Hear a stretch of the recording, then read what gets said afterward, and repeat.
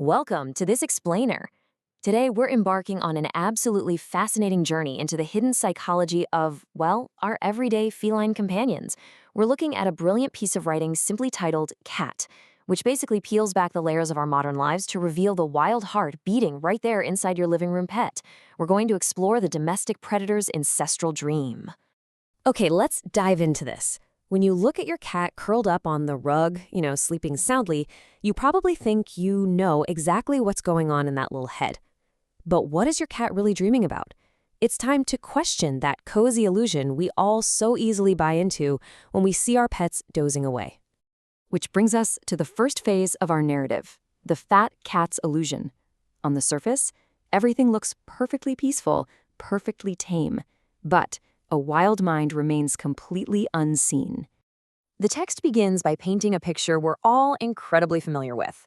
We see a fat cat resting comfortably on a mat, and the assumption is that this pet's simple domestic desires are perfectly fulfilled by things that are right at hand. It might seem to dream of nice mice that suffice for him, or, maybe a bowl of cream. It's safe, it's cozy, and it's entirely predictable. Now, what's really interesting about this comparison is how it completely shatters that cute domesticity. We're looking at the assumed dream versus the reality of their thoughts.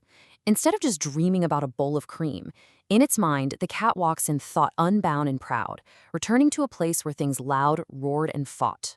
The cozy living room literally vanishes, replaced by a wild, untamed subconscious. Look at these specific words from the text. But he free, maybe, walks in thought unbowed, proud. Even while physically trapped in a modern home, internally, the cat is completely free. Its pride is absolutely untouched by its domestic life. So the absolutely crucial takeaway here is that physical taming definitely does not equal mental submission. Let's follow those visions of the wild. We're traveling deeper into the brutal, untamed ancestry that the cat is actively visualizing in its mind. This isn't just a vague daydream, right? It's a vivid connection to a fierce lineage that existed long, long before houses and pet food ever did. Just listen to how visceral this gets, or deep in den in the east feasted on beasts and tender men. Think about that shocking evolutionary leap for a second. We went from a pet casually sipping cream to, actually really picture this, an ancient beast feasting on tender men deep in an eastern den. The contrast is staggering and, frankly, a little terrifying. To fully grasp this ancestral dream, we have to look at the cat's most formidable kin. The text introduces us to two ancient apex predators, the giant lion and the pard. Let's break down exactly how these magnificent, terrifying relatives are structured.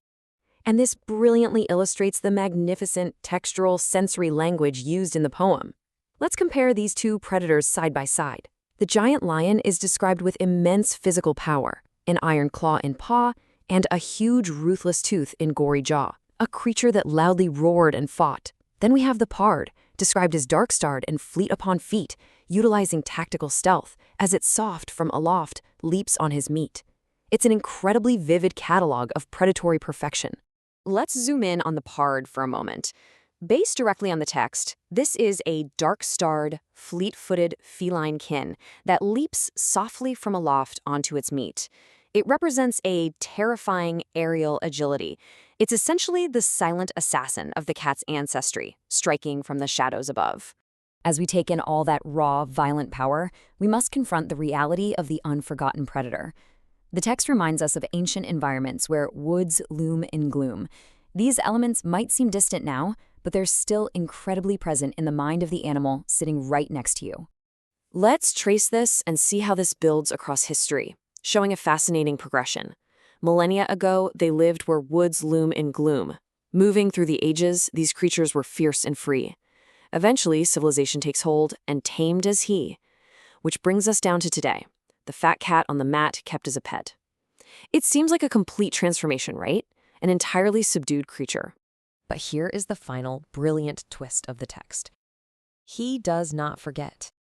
So, after seeing the wild, unbowed predator lurking just beneath the surface of that sleeping pet, I have to ask, who is really taming who in your household?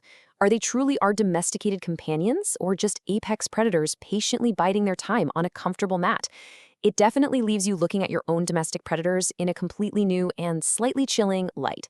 Thank you for joining me for this explainer, and keep questioning what you see.